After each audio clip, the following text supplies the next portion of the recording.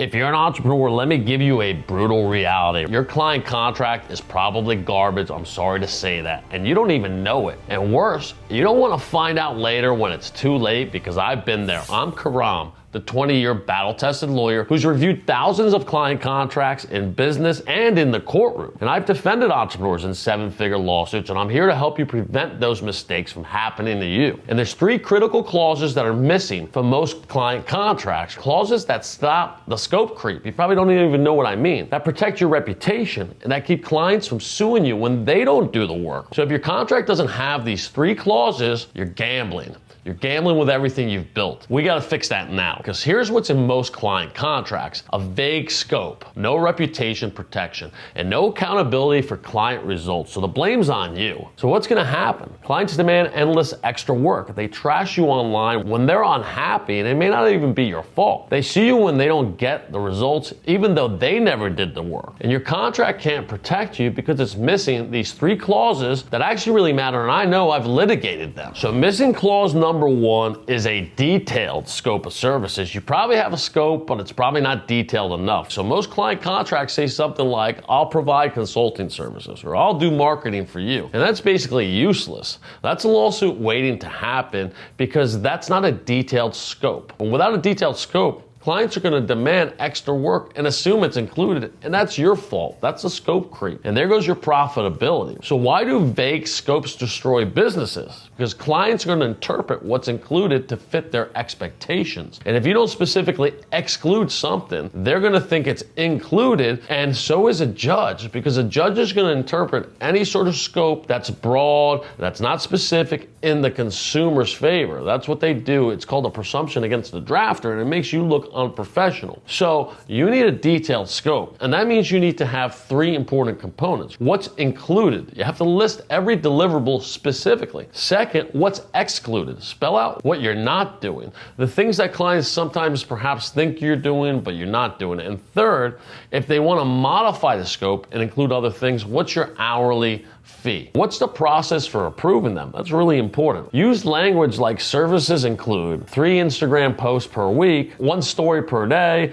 monthly analytics report. What's excluded is graphic design, paid advertising management, weekend support, content strategy beyond social media. Additional requests require written approval and are billed at $200 an hour with a 50% deposit. That's a pretty good scope. Now, the psychology behind this is when scope is vague, you're operating from a weak point, and every client's going to assume what they want to assume. Now, that's really bad, because when you go into court and you have a broad, weak provision, the burden's on you to prove it, and you're going to lose. So we got to be very careful with scope, and this is where most entrepreneurs lose. Now, most entrepreneurs think that a detailed scope may make them look rigid or difficult, but it doesn't. It makes you look professional, and it protects your business from clients who will absolutely push your boundaries. And like I say, clients are one of the 5 deadly enemies that every entrepreneur faces, and it's going to build trust between you and the client. Trust me, right? Now, missing clause number 2 is a non-disparagement provision, and this is very important in today's modern world, because in today's world, one angry client can destroy your business with one single online review. It doesn't matter if it's true, it doesn't matter if they're lying. That review goes up and scares away future clients. It can ruin your business. I've seen it over and over. I've had to go to court to protect clients' reputations. Now, you deliver great work, right? And a client gets mad about something unrelated, they can torch your reputation online, and you know that. So why reputation damage is permanent is because online reviews live forever. One bad review on Google, one bad review on Yelp can cost you tens of thousands of lost business. You won't even know it. Now, potential clients see it and they walk away. So you can't defend yourself effectively, because most platforms are not going to remove reviews. So what non-disparagement actually does in your contract, it creates legal consequences for clients who attack your reputation, and that's really important. They can still leave honest reviews, they can still voice legitimate complaints through proper channels, but they can't post false,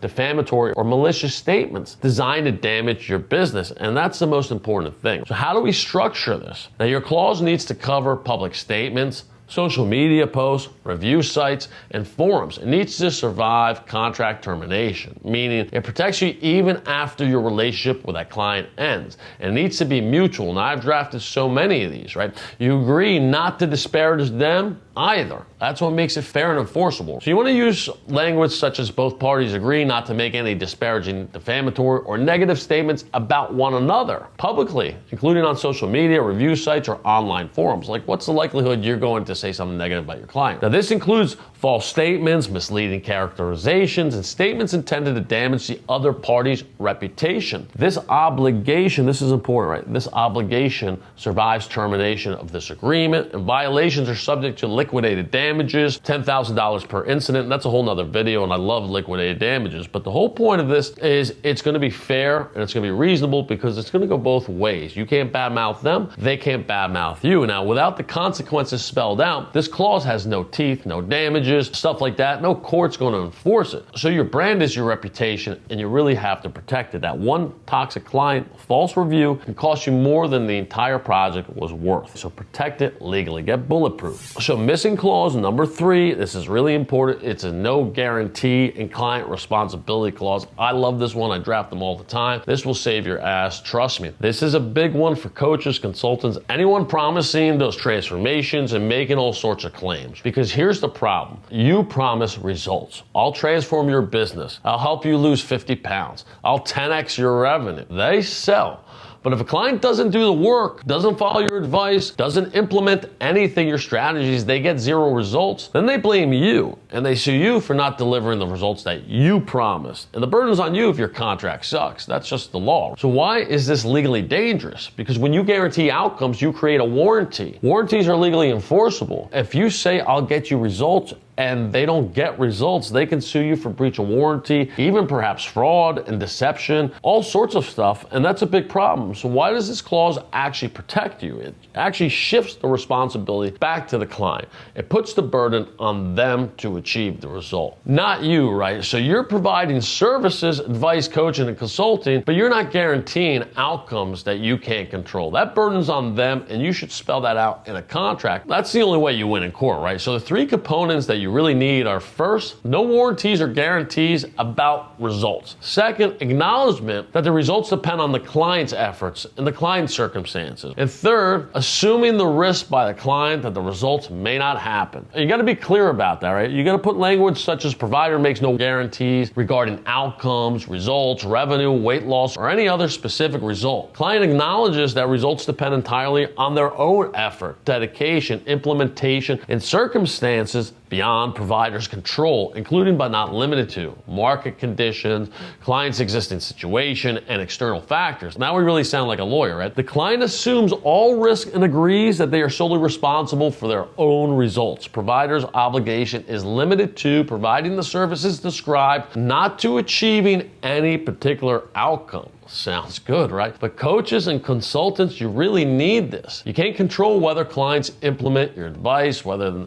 not they follow through with your strategy, and you can't control their effort level, right? And I'm sure you're telling them it doesn't require too much effort because you're making your offers irresistible. So you can provide excellent coaching, you can give proven strategies, you can support their journey, but at the end of the day, you can't guarantee their results because results require action, and they have to take that action. So the professional standard here is that every legitimate coach and consultant should include this clause. It's not because they don't believe in their work, it's because they understand the legal reality that results depend on client execution. So without this clause, you're exposed to lawsuits from clients who are going to blame you for their own lack of effort, and there's a lot of them out there, right? And with this clause, though, those lawsuits die before they start because the contract clearly states that you never promise specific outcomes and that the burden of achievement is on them. And that's what wins in court because, like I say, the judge is always going to rule in favor of the consumer because the obligation to provide clear contracts is on you. So here's why the stakes are high. Missing these 3 clauses makes you vulnerable to the scope creep that kills your profits, to reputation attacks that scare away future clients, and to lawsuits when clients don't get results, and that could be fraud. Now, including these 3 clauses protects your time, your reputation, and your business from clients who turn toxic. And believe me, they will. I've seen it. Now, it's your choice. Keep using weak contracts and hope nothing goes wrong, or protect yourself properly. Now, if your contract is missing even one of these clauses, you're exposed right now. And you need to watch my client contract webinar where you can copy my client contract. You can learn all about the toxic client. You can learn about the mistakes that enable them. And like I said, you can copy my client provisions